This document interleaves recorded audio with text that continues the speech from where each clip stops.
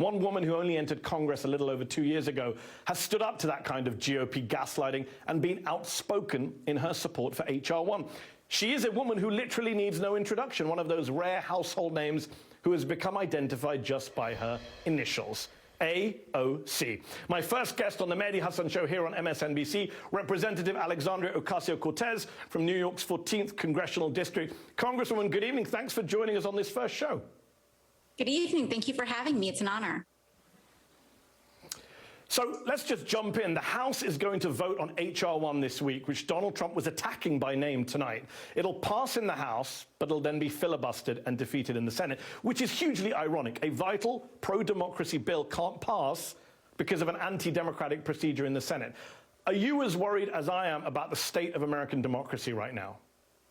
Yeah, I don't think that it can really be undersold.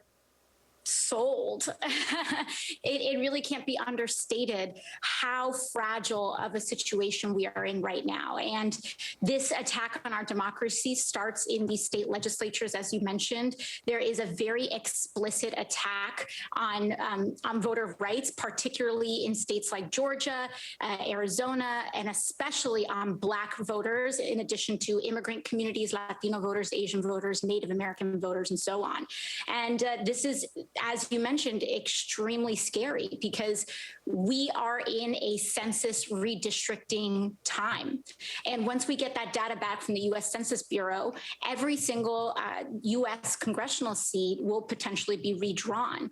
And that redrawing of those boundaries creates a situation where politicians start really choosing their voters instead of the other way around. Yeah.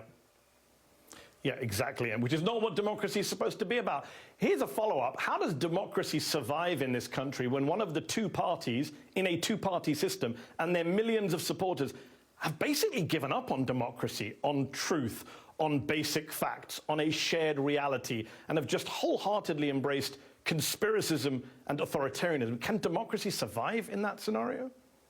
Well, I think the bad news is that democracy, these are all direct threats to our democracy here in the United States.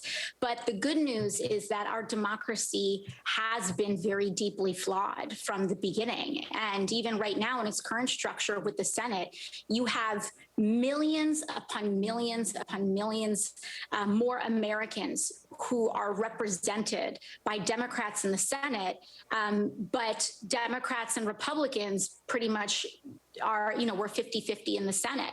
And not only that, but just like with the Electoral College, you have the possibility of, and frankly, the reality of minority rule within the Senate. It's an inherently undemocratic institution. The Electoral College is an inherently undemocratic institution that was born of a compromise with slave owners back when our country was, first being established. And so the good news, though, is that there's a lot of room for improvement, but this will require a degree of massive grassroots organizing that we have not yet seen. And the good news, though, is that that organizing is happening. We are seeing organizing starting to happen on unprecedented levels to protect people's basic rights in the United States. Yeah, a lot of people, a lot of activists traditionally have wanted to talk about climate change and gun control and the economy, and democratic reform has never been kind of high up the list of issues. It just doesn't excite people in the same way. But now, finally, people are getting that if you don't get that, you don't get anything else. So I think you're right to point to the role of activists. One thing you did last year, which a lot of other Democrats were unwilling to do, is you deployed the F word. You called Donald Trump a fascist, I remember, after the DNC. Would you extend that analysis, that descriptor, to the wider Republican Party? Just watching them at CPAC this week, just looking at some of the academic studies that have emerged out of Europe, which suggests the Republican Party in America is similar to far-right parties in Poland and Hungary more than it is to center-right parties in Germany or France. Would you extend that F word to the wider Republican Party that we're now seeing in front of us?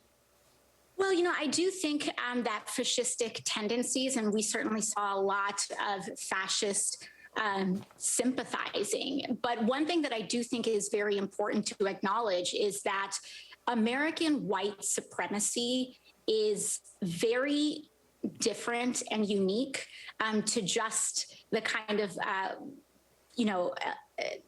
comparisons to fascism, historical comparisons to fascism in the past. White supremacy is very much its own power relationship. And I would argue that that is a larger, that more largely informs the current power structures and struggles with democracy that we currently have. And so while I do believe that there certainly is a streak of fascism, certainly I do believe that Donald Trump met that threshold, I actually believe that our deeper problem in the United States has to do with our attachment and protection of white supremacist power structures and a culture, and as well as our governance structures that emerged from white supremacy and the owning of Black human beings in the United States. And there's a direct through line with that history to the Electoral College, the establishment of the Senate, and really the expansion of the franchise to the Civil Rights Act in the 1960s. I'm so glad you're putting it in historical context, because there is this tendency to only talk about authoritarianism or fascism or racism with foreign analogies or European analogies. And Hitler himself in Mein Kampf was praising American Jim Crow laws. So America has its own unique history, as you point out, doesn't need foreign comparisons. You've spoken out. I mean, look at what happened on January the 6th, if we want to see fascism, authoritarianism in action. You've spoken out very emotionally, passionately in public about what happened on January the 6th, how you thought you were going to die. You ended up sheltering in Representative Katie Porter's office. And she said this about the state she found you in. Have a listen. I was saying, well, don't worry. I'm a mom. I'm calm. I've got everything here we need. We could live for like a month in this office. And she said, I just hope I get to be a mom. I hope I don't die today. Congresswoman, I have to say, that really got to me, and it got to millions of other people I know as well. And the worst part of it is that you went to Katie Porter's office to hide because you say you didn't feel safe in the secure room with your own Republican House colleagues who you think could have given your location away and got you killed. Yeah, and I don't think that it is by any means a stretch of the imagination. We have very limited details, but we do know that members of Congress are being included in the initial inquiries and investigations into who was part of this attack, who collaborated and potentially, worked with these insurrectionists that were violent, that we knew for a fact had many members of Congress in their sight. And as time goes on, we realize exactly how violent their plans were, including, speculation about trying to gas the underground tunnels and basements while having members of Congress trapped inside. And so, it's extraordinarily serious, and not to mention the fact that there are members of Congress who are extremely dangerous. They have talked about and tried sneaking firearms onto the floor of the House, to the point that now every member of Congress has to go through a metal detector in order to exercise our right and our community's right to vote on issues and the laws of the land. And so the fact that we are even at that point because of explicit threats from other members of Congress just goes to show that it's not an exaggeration to say that some are a threat to their colleagues. It also puts the whole debate about bipartisanship and reaching across the aisle in a whole new context. Hard to do that when you're not just politically disagreeing, but fearful for your own safety from some of your colleagues. Talking about the future of democracy, you will be 35, the minimum age required to run for president, 23 days before the 2024 presidential election. Have you considered running for president in 2024 or even 2028? Surely it must have crossed your mind. I honestly have not.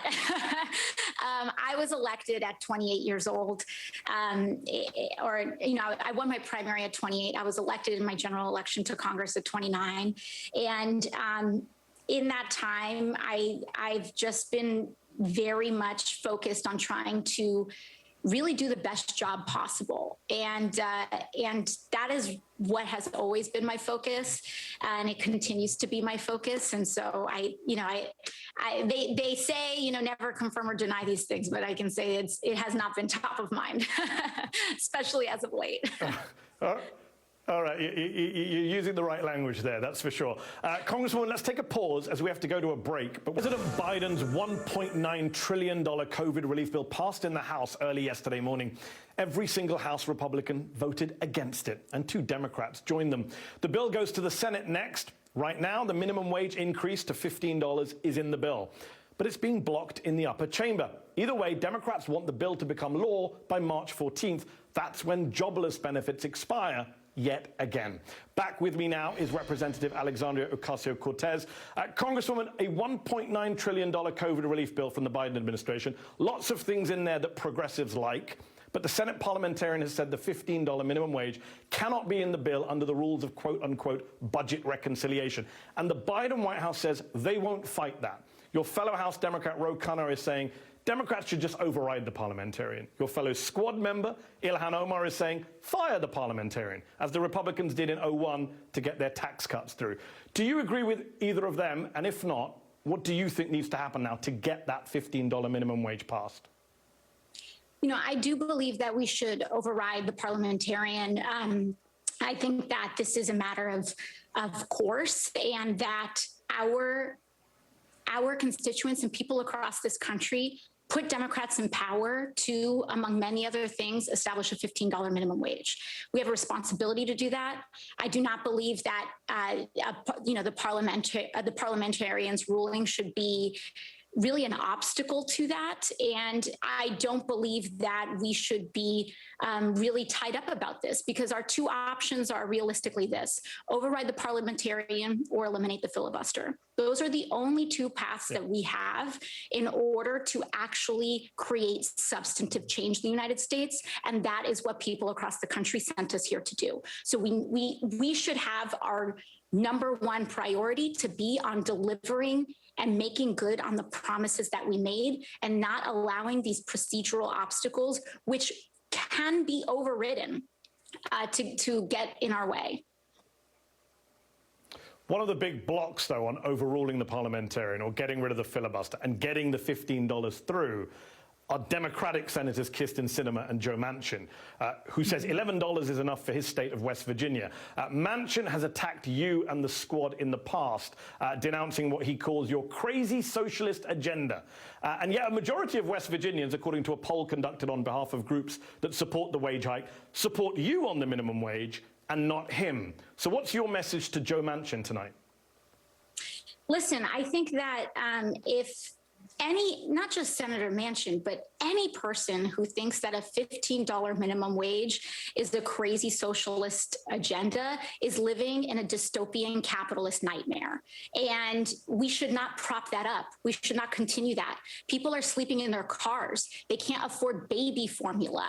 There are basic goods that people can't afford to live on $7.25. It is deeply, deeply shameful that we are even having this conversation, because when you take the minimum wage from several decades ago and you actually account for inflation and productivity gains to today, it should be $24 an hour. So we need other Democrats to understand how deep of a compromise $15 an hour is. And by the way, this bill has a multi-year phase-in as well. So even if we pass this, to progressives' discontent, by the way, we are talking about a multi-year phase-in, which will, really chip away even more. So $15 for his, as you mentioned, his own constituents believe in a $15 minimum wage. In almost every pocket of this country, you cannot afford rent if you are making minimum wage. And in the United States of America, you should, if you are working a full-time job, you should be able to afford to live. And by the way, when we keep minimum wage artificially low, it's at a huge cost to our government and taxpayers as well, because there are essentially enormous subsidies to companies like Walmart, Amazon, et cetera, in the form of us paying for social safety net programs that would not be necessary if people were paid a living wage to begin with. So you're clearly spot on when it comes to the economic analysis, but what about the politics of it? What do you say to people who say, if you pressure Joe Manchin too much, he'll just defect to the Republicans and hand them control of the Senate, basically the reverse of what Republican Jim Jeffords did in 2001? Well, I do not believe that that given Manchin's long tenure in the Senate, that is something that he would personally do. But at the same time, I think it's important to recognize that in states that Republicans have won, a $15 minimum wage has also passed. Or in states that have elected Democrats, a $15 minimum wage has outperformed those Democrats that have even run. Just look at Florida, where a $15 minimum wage provision outperformed almost everyone on the ballot. And so it's extremely important that we understand that this actually isn't a partisan issue. A $15 minimum wage is supported by many Republican voters, by Democrats, by people with no party affiliation. And when we have these discussions about partisanship and bipartisanship, they should really be in the context of everyday people who support this rather than kind of individuals in Washington.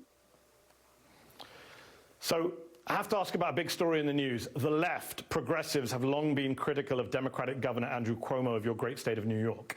He has now been accused by two women, two former aides, of sexual harassment, something he denies. And he's been accused by the state attorney general of undercounting thousands of COVID deaths in New York nursing homes. And he's being investigated by the FBI and a U.S. attorney in Brooklyn. At what point does his position become untenable, in your view?